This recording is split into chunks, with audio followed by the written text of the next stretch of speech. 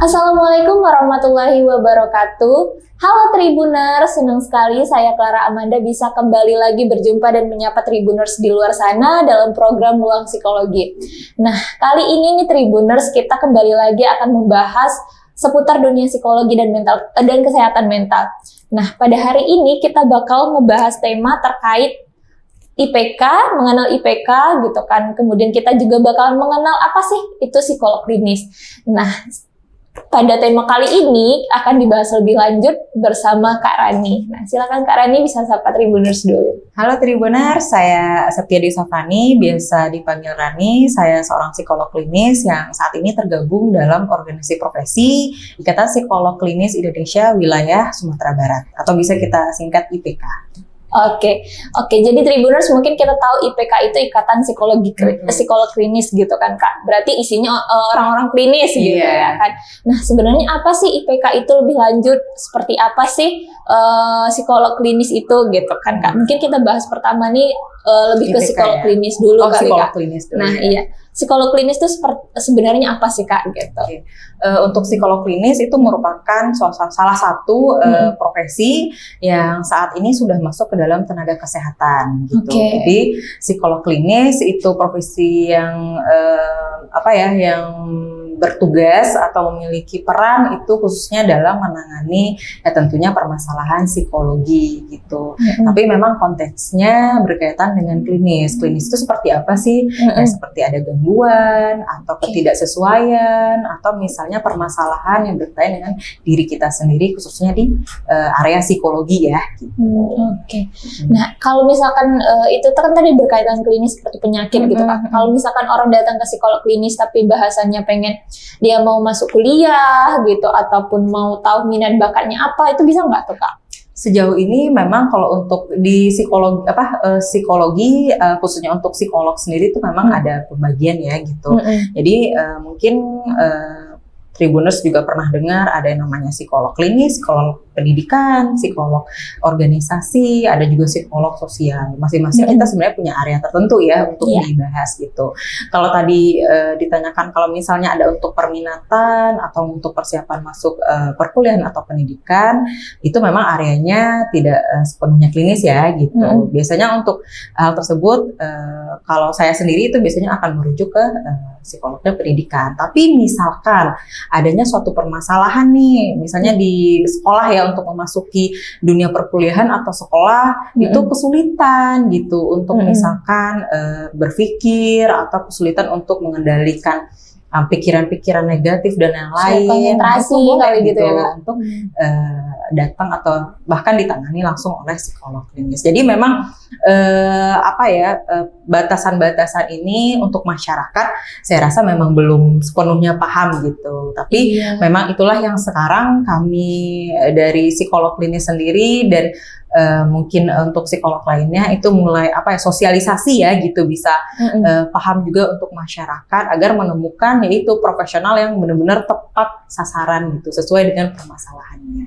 Nah iya, karena kan kebanyakan ya mungkin Tribuners di luar sana juga taunya gitu psikolog itu ya satu gitu kan Kak. Jadi kalau mau apa-apa ya kalau udah aware sama kesehatan mental mungkin yang ditujunya juga satu gitu gitu. Nah apa sih Kak sebenarnya perbedaan antara psikolog klinis dan psikolog-psikolog lain seperti psikolog pendidikan mungkin Kak? Mungkin apakah dari segi treatment ataukah permasalahan yang ditangani atau seperti apa? Mungkin saya tidak akan membahas lebih lanjut untuk bidang lain ya, karena mungkin takutnya ini akan ada perbedaan ya. Betul. Tapi intinya sendiri dari psikologi klinis sendiri atau psikolog klinis sebagai profesinya itu memang kami menangani hal-hal yang berkaitan dengan ruang lingkup, yaitu pertama itu gangguan dan permasalahan psikologi yang sudah mengarah ke klinis ya. Jadi perbedaan yang sangat signifikan adalah memang untuk psikolog klinis itu nantinya akan ada proses untuk mendiagnosa dan menegakkan prognosis nantinya. Itu sih mungkinnya perbedaan yang cukup signifikan ya yang saya pahami. Tapi ruang lingkupnya di sini memang untuk psikolog klinis kita memberikan secara 100% itu layanan kepada masyarakat, mulai dari preventif, kuratif, rehabilitasi sampai dengan paliatif. seperti itu. Oke.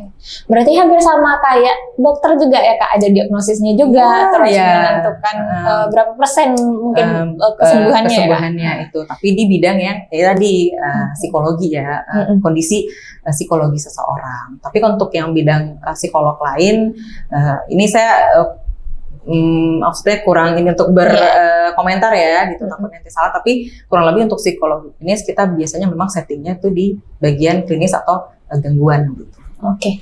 Nah tadi tuh kan Kak, untuk proses awalnya hampir sama nih kayak dokter. Mungkin Tribuners di luar sana masih banyak nih yang beranggapan salah psikiater sama psikolog gitu Kak. Apakah psikolog klinis ini berwenang untuk memberikan obat gitu seperti antidepresan dan lainnya gitu Kak? Gimana tuh Kak? Nah, mungkin ini mencakup juga perbedaan ini kita lihat juga hal-hal yang berkaitan dengan pendidikan ya gitu. Untuk sampai saat ini terakhir itu di 2022 tuh kalau nggak salah untuk psikolog klinis ya, itu masih dengan pendidikan S1-nya psikologi ya, sarjana psikologi, dan dilanjutkan dengan magister profesi untuk perminatan psikologi klinis. Nah, itu untuk menjadi seorang psikolog klinis gitu. Sedangkan untuk psikiater itu mendapatkan pendidikan yang pertama itu dokter umum ya, dokter umum S1 profesi sebagai dokter umum, kemudian melanjutkan spesialis mengambil kejiwaan. Jadi memang dua ini yang berbeda ya, dua jalur yang berbeda. Tapi hal yang membuat sama itu adalah memang yang ditangani masalah kejiwaan gitu, sama-sama kejiwaan.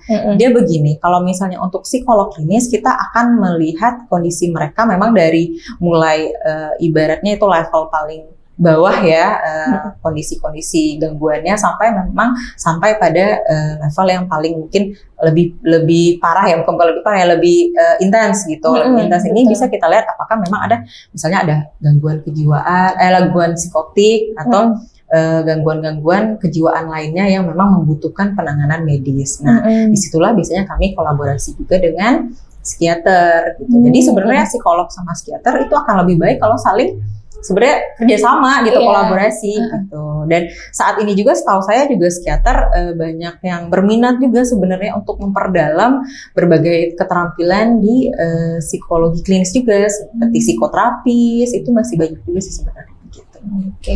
Berarti nggak boleh ya Kak untuk psikolog ngasih obat resep? Nah, untuk obat itu nggak boleh karena kita nggak ada wewenang ya, kita bukan tenaga medis. Jadi psikolog klinis merupakan tenaga kesehatan non medis gitu. Jadi kita diatur oleh undang-undang dari Kementerian Kesehatan, tapi kita memiliki batasan. Salah satunya yang tadi itu diagnosa atau pemberian obat ya. Diagnosa kesehatan medis dan pemberian obat. Jadi Tribuners, psikolog itu nggak ngasih obat ya, jangan tiba-tiba nanti ke psikolog klinis saya mau obat gitu kan, salah banget ya Kak. Tapi itu benar-benar ada pengalaman sih, saya banyak banget pengalaman yang maksudnya datang kemudian keluhannya mungkin memangnya salah satunya yang paling yang paling banyak ya itu gangguan tidur gitu. Iya, betul. Datang dan beberapa orang di masyarakat juga masih sering mungkin ada panggilan seperti dok itu juga masih sering gitu. Tapi kalau itu kan biasanya saya akan edukasi lagi ya gitu. Mungkin panggilan doknya bukan berarti dokter gitu. Mungkin kalau misalnya memang berkenan untuk memanggil lebih ini kayak Mbak atau misalnya Bu psikolog juga nggak masalah gitu. Karena kayaknya agak berbeda ya bebannya gitu. Nah itu salah satunya juga seperti itu. Jadi ada yang boleh minta obat nggak untuk mengurangi cemasnya, boleh minta obat nggak untuk mengurangi gangguan tidur gitu. Tapi biasanya sih akan dijelaskan. Gitu. Nah jadi jangan sampai salah lagi ya Tribuners, kita psikolog klinis ini bukan nakes yang benar-benar bisa ngasih resep. Jadi nakes non medis gitu. Kita cuma bisa ya melalui konseling seperti itu ya. Atau terapi-terapi tertentu yang bisa diberikan. Iya. Nah untuk peran dan tugas psikolog klinis sendiri seperti apa Kak di masyarakat? Kalau untuk peran dan tugas tentunya memberikan pelayanan ya khususnya di masalah kesehatan mental gitu. Nah untuk tugasnya itu yang tadi yang kita melakukan preventif kan kita pencegahan ya. Kita juga melakukan yang pastinya edukasi gitu. Kemudian kita juga melakukan rehabilitasi intervensi juga. Rehabilitasi kan biasanya untuk perubahan-perubahan perilaku atau intervensi tertentu, dan bahkan juga paliatif. Paliatif itu adalah bentuknya kita dapat membantu agar mengurangi mungkin kondisi-kondisi yang tidak bisa disembuhkan. Misalnya untuk gangguan skizofren itu kan untuk sembuh total nggak bisa ya gitu. Tapi kita bisa nih melakukan sesuatu hal, terapi suatu hal kepada misalnya si klien, bagaimana untuk ya tadi gitu bisa bertahan lah gitu dengan kondisinya seperti ini gitu. Jadi tugasnya sih secara umum kepada masyarakat seperti itu. Tapi nanti juga ada sih tugas-tugas lebih khusus gitu dari kepada psikolog klinis ini. Oke. Nah, kemudian nih Kak, kalau untuk jadi psikolog klinis ini, karakteristik seperti apa yang harus dimiliki oleh calon psikolog klinis? Karena kan secara prosesnya itu cukup panjang ya kalau dalam konseling, apalagi kita ibaratnya itu kita ngedengerin masalah orang lain loh, masalah sendiri aja susah dikelarin gitu. Nah, karakteristik seperti apa yang harus dimiliki psikolog klinis gitu Kak? Sebenarnya untuk karakteristik semua psikolog ya juga sebenarnya hampir sama ya. Yang pertama ya tadi ya gitu, empati. Empati itu paling utama banget gitu untuk dimiliki gitu.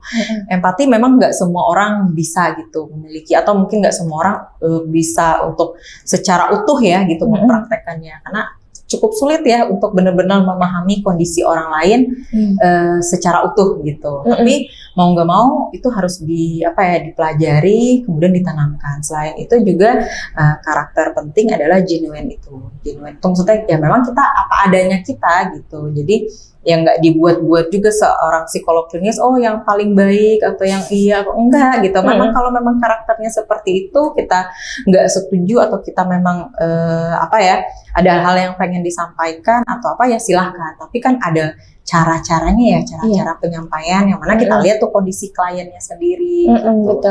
Jadi selain empati, kemudian tadi genuine, kemudian juga ada keterampilan yang lain, skill seperti aktif dalam mendengarkan, gitu juga harus kuat ya gitu. Itu sebenarnya skill gitu, dan itu sebenarnya kayaknya sudah akan dipelajari dan akan terbawa tuh kalau sudah mengarungi pendidikan deh kayaknya. Karena kan dulu saya juga untuk mendengarkan orang lain kayaknya nggak akan capek ya Kak, kelamaan meleng gitu jadinya. Mungkin kalau dengerin curhat kan beda ya gitu. Kalau untuk psikolog klinis kan kita punya kita dengerin mereka, biasanya kita juga berproses tuh di otak ya, di kepala gitu. Oke, ini si kliennya masalahnya seperti ini ngarahinnya kemana ya? Jadi aktif banget kan, makanya dibilang tuh active listening itu gara-gara kita nggak cuma dengerin gitu, kita bukan cuma sampah doang nih gitu. Kita juga mikir gitu. Nih, oh ini kayaknya ngarahnya ke sana ya gitu. Jadi itu juga perlu untuk dimiliki ya sebagai psikolog klinis. Jadi kalau menurut saya sih 3 hal itu yang paling utama. Nanti juga ada sih sebenarnya karakter-karakter yang lain yang lebih khusus ya gitu. Oke. Jadi Tribuners yang mungkin mau jadi psikolog klinis, tanamkan 3 karakter itu. Yang pertama tadi empati, genuine, dan active listening ya. Gitu. Oke, nah kita mungkin bergeser ke IPK nih Kak. Nah, IPK ini apa sih selain yang kita tahu cuman ikatan bagi perkumpulannya psikolog klinis gitu Kak? Jadi mungkin saya contohkan dikit ya. Gitu ya. Kalau untuk IPK itu adalah suatu organisasi profesi yang mana itu berkumpulnya lah satu profesi yang sama, yaitu psikolog klinis. Mungkin pernah dengar juga kan IDI ya, Ikatan Dokter Indonesia, atau PPNI untuk perawat kan, atau dokter gigi itu juga ada. Nah, kurang lebih hampir sama gitu. Sebenarnya untuk IPK ini sudah ada itu di Undang-Undang Nomor 36 Tahun 2014. Itu sudah dikeluarkan oleh Kemenkes dengan permasalahan tenaga kesehatan. Kemudian semakin dikukuhkan berbadan hukum, itu IPK mulai tahun 2017 gitu kalau nggak salah, di mana pengaturan tugas-tugas dari IPK ini itu ada di PMK nomor 45 tahun 2017 itu. Jadi IPK ini ya hampir sama dengan organisasi profesi di profesional kesehatan lainnya ya, tempat berkumpulnya itu. Dan kenapa sih harus ada organisasi profesi? Pasti pada bertanya ya gitu. paling utama adalah kita punya standar yang sama gitu. Gitu. Kan dalam bentuk layanan ya itu kan berbeda-beda ya setiap orang walaupun kita memiliki Karena pendidikan. kalau memberikan pelayanan itu pasti ekspektasinya jauh lebih tinggi daripada kita memberikan mungkin barang atau apa gitu ya. Iya benar sekali, dan nggak semua orang tahu gitu gimana standarnya gitu, sehingga pada akhirnya bisa saja kan misalnya Clara nih sebagai psikolog klinis, saya juga psikolog klinis, dengan tidak adanya standar kita akan memberikan pelayanan yang berbeda-beda gitu, karena ya dengan pendidikan kurang lebih mungkin hanya sekitar 9 tahun lah misalnya, kan itu kan tidak seutuhnya ya kita paham gitu, dan seutuhnya juga untuk bisa teraplikasikan. Dan dengan masuk ke dalam organisasi profesi ini kita diatur standarnya gitu, dalam pelayanan seperti apa, dalam nanti berpraktek seperti apa, administrasi seperti apa, semuanya diatur. Jadi semuanya juga ibaratnya kalau menurut saya sih sistematis ya gitu jadinya gitu. Nah, IPK merupakan salah satu himpunan organisasi profesi tersebut. Oke. Jadi intinya biar bisa sejalan gitu ya Kak. Udah bahasanya profesinya. standar, karena kan namanya tenaga kesehatan ya, kita kan akan selalu untuk mendapatkan evaluasi. Untuk psikolog klinis sendiri itu juga memiliki kayak apa ya? Ibaratnya SIM ya, SIM itu kartu. Jadi kartu keanggotaan gitu. Kartu keanggotaan, bukan keanggotaan ya, kalau misalnya kita izin ya wewenang gitu. Kalau SIM kan kita mau jalan tuh harus ada gitu. SIM-nya gitu. Nah, untuk psikolog klinis juga ada gitu. Kita ada istilahnya tuh SIPPK dan STRPK. Mungkin kalau sering dengar kalau untuk tenaga medis itu adalah SIP sama STR gitu. Yang mana itu artinya ya setiap pekerjaan kita, setiap praktek kita, setiap apa yang kita lakukan sebagai psikolog klinis itu ada penilaian, ada evaluasi, dan itu akan secara bertahap dilakukan evaluasi gitu. Jadi misalnya saya kalau untuk praktek selama 5 tahun harus ada tuh laporannya gitu, apa saja yang saya praktek. Kalau memang pengen perpanjangan STR-nya bisa di 5 tahun ke depan gitu. Jadi nggak bisa sembarangan gitu. Oke, jadi STR-nya cuma berlaku 5 tahun ya Kak? Legal. Kalau untuk sejauh ini terakhir tuh 5 tahun, tapi kalau nggak salah sekarang kan ada pembicaraan untuk STR seumur hidup gitu. Wow. Tapi gimana prosedurnya saya juga masih ngikutin ya gitu, bagaimana prosedurnya. Tapi yang pasti untuk selain STR juga perlu untuk SIPPK namanya SIP. Jadi surat izin praktek psikolog klinis. Yang mau praktek di klinik, kalau saya kan kebetulan praktek di klinik Pratama BNP ya. Nah itu ada SIPPK-nya kurang lebih 5 tahun gitu. Nanti per 5 tahun update lagi gitu. Dimana saya harus bisa mengumpulkan poin juga gitu. Poin. Jadi tiap 5 tahun tuh ngumpulin tuh poin berapanya ada. Jadi dari kalau nggak salah tuh 100, jadi ngumpulin tuh dalam 5 tahun 100 poin. Mulai dari layanan, pemberian info edukasi ke masyarakat, kemudian narasumber juga semuanya ada. Gitu. Pengembangan profesi juga ada. Gitu. Jadi IPK lah memang salah satu organisasi profesi yang mencakup dan memfasilitasi para psikolog klinis gitu.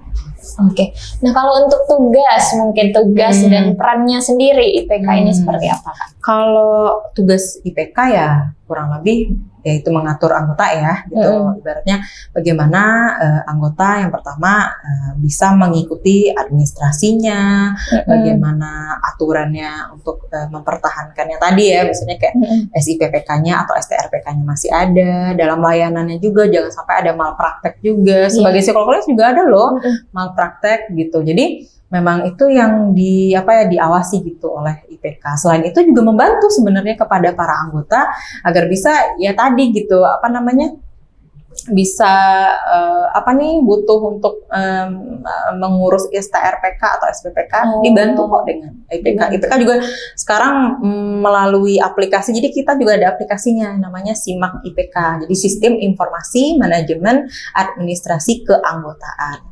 Jadi melalui SIMAK IPK ini kita lebih leluasa gitu, mau ikut webinar ada tersedia di sana, terus juga perhitungan poin juga ada, jadi lebih gampang gitu sebenarnya gitu.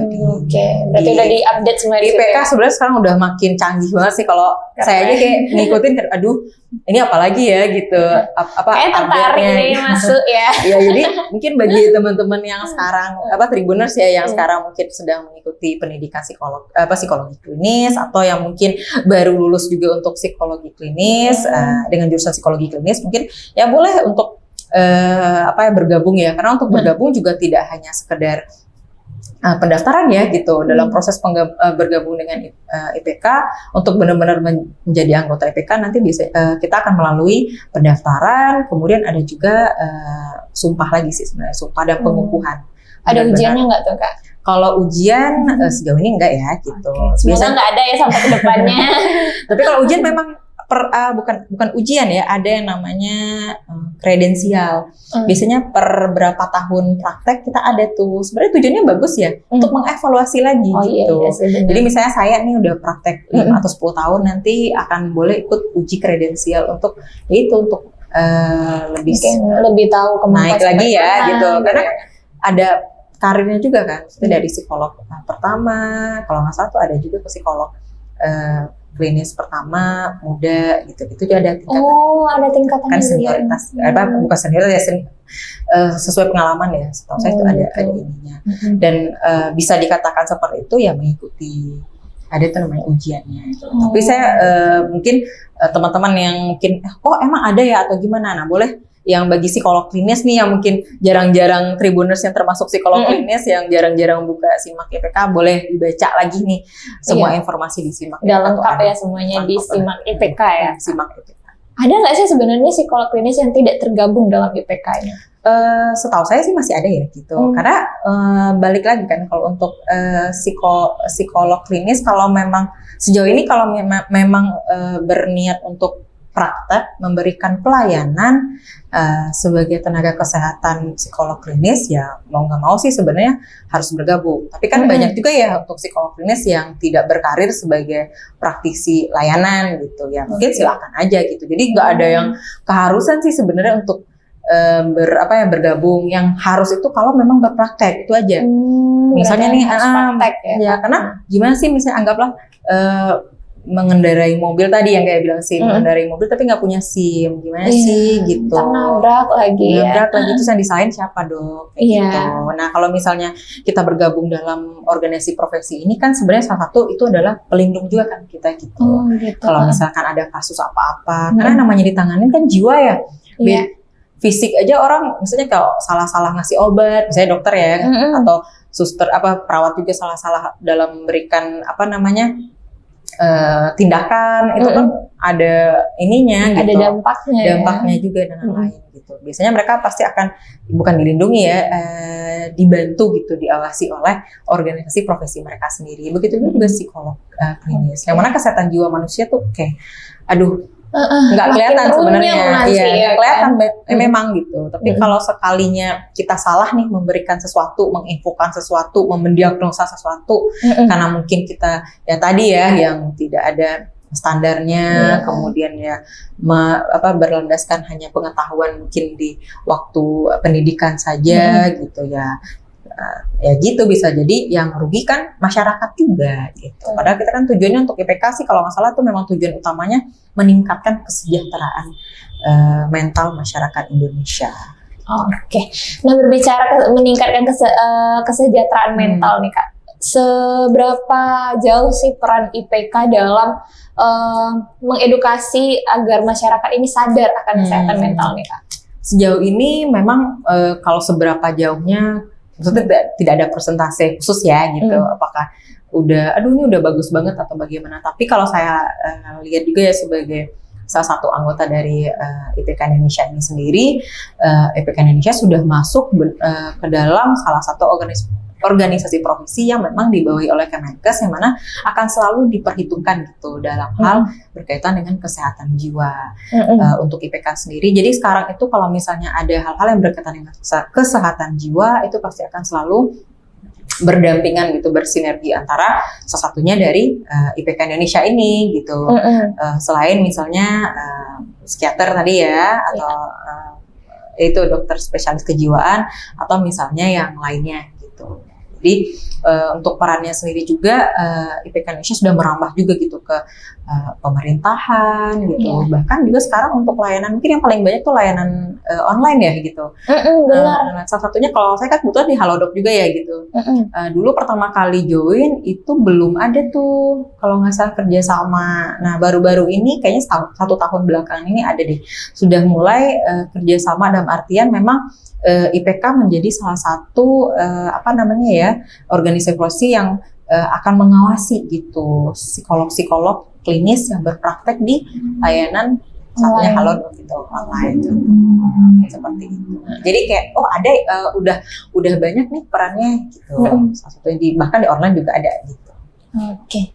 Udah keren ya Kak sekarang. Nah ini nih Kak, mungkin ada itu ya terakhir. Nah yang kebanyakan sekarang tuh Kak masyarakat mungkin masih banyak banget ya Kak. Ngapain sih ke psikolog? Kita 300.000 cuman untuk cerita doang. Kita sebagai orang yang di psikologi kesel ya. Nah itu tuh gimana tuh Kak untuk peranan IPK sendiri memberantas manusia seperti itu gitu. Untuk peran kita pasti tentunya sosialisasi ya. Sosialisasi itu masih sangat kita gerakan gitu sampai sekarang. Bahwa kebutuhan untuk ke psikolog klinis itu memang belum semua orang paham. Kadang memang beli barang-barang baru atau gadget baru lebih rela gitu dibandingkan harus misalnya ke psikolog klinis gitu. Gimana untuk menanggapi hal itu biasanya itu kita selalu melakukan sosialisasi, pendekatan juga kepada untuk sekarang sih mungkin lebih ke instansi masyarakat, instansi pemerintah dan yang dikelola oleh masyarakat, di mana kalau memang namanya setiap manusia itu kan pasti ada gangguan ya kan. Baik yang ibaratnya bukan level ya yang sehari-hari seperti cemas, khawatir sampai pada tingkatan yang mungkin lebih tinggi ya resikonya gitu. Dan memang ada yang bisa ditangani sendiri, tapi untuk yang nggak bisa ditangani sendiri memang membutuhkan layanan profesional. Dan kenapa sih rasanya semahal itu gitu? Karena ya memang akan berbeda sebenarnya yang datang ke psikolog klinis dengan datang misalnya ke tempat curhat ya gitu kan ada ya gitu itu akan berbeda. Kenapa? Karena untuk sebagai psikolog klinis ya kita kan akan memiliki yang tadi konsep pemikiran ketika klien datang itu udah ada tuh. Jadi ketika klien datang kita sebenarnya nggak hanya sekedar ceritanya enggak gitu. Kita sudah melihat ada konsepnya gitu. Kita lakukan interview biasanya kan atau assessment lah gitu. Kemudian kita lakukan observasi juga. Ini kayaknya dari mana ya, aspek mana. Jadi yang seperti tadi itu bekerja nih sebenarnya di dalamnya sampai pada akhirnya nanti mengeluarkan suatu entah itu nanti pernyataan atau statement atau mungkin hasil pemeriksaan gitu. Yang mana itu sejauh ini kalau dilakukan sesuai dengan standar tadi itu sudah dapat dipercaya lah itu hasilnya gitu. Oke. Jadi nggak sekedar curhat dong gitu. Iya, nggak sekedar dengerin gitu ya Kak. Oke, mungkin terakhir nih Kak. Seperti apa kita ini kan datang ke psikolog tuh kadang masih ragu-ragu nih Kak. Nah pada kondisi seperti apa kita harus datang ke psikolog gitu?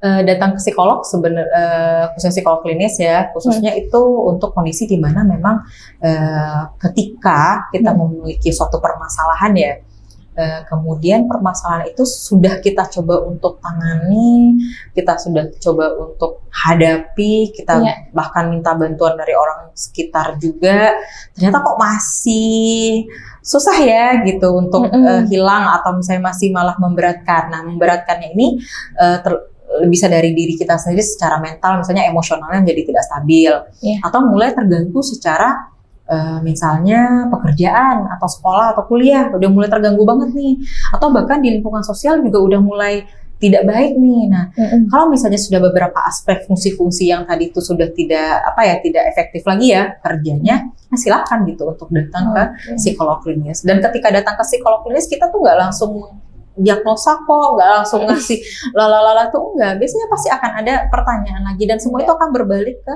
klien yang datang. Jadi jangan takut ya gitu. Jadi Tribuners kalau misalkan merasa udah punya masalah yang mengganggu berbagai aspek sosial kehidupannya gitu, boleh langsung datang ke psikolog. Setidaknya untuk konsultasi itu bisa gitu. Iya, sebenarnya menenangkan dulu lah ya Iya. Kak intinya. Oke, mungkin itulah bincang-bincang kita pada hari ini pada ruang psikologi. Nah, untuk terakhir Kak, silakan kasih closing statement. Oke, jadi untuk para Tribuners semuanya silahkan gitu bagi Tribuners yang merasa ingin tahu atau ingin berkomunikasi dengan psikolog klinis, bisa langsung mengunjungi psikolog klinis. Untuk carinya taunya di mana, bisa langsung cari psikolog IPK. Itu ada tuh, silahkan di search, ada di internet tuh, ada cari psikolog IPK. Itu akan keluar tuh, mau di kota mana, mau siapa psikolognya. Itu kita bisa dipilih cek. ya Kak? Boleh cek mungkin nanti setelah ini Clara, Kak ini bener anggota IPK nggak sih gitu. Boleh, ada kok di sana ada gitu. Jadi silahkan kalau ada yang merasa sulit ya untuk mencari tenaga profesional, atau bisa juga ke sejauh ini untuk psikolog klinis kan ada di rumah sakit ya gitu. Iya. Rumah sakit umum atau rumah sakit swasta terdekat itu biasanya sudah ada layanan psikolog klinis. Jadi silahkan untuk para Tribuners. Oke, jadi Tribuners jangan takut lagi untuk datang ke psikolog klinis. Oke, sekian bincang-bincang kita pada ruang psikologi pada hari ini. Saya Clara Amanda dan Kak Rani undur diri. Assalamualaikum warahmatullahi wabarakatuh.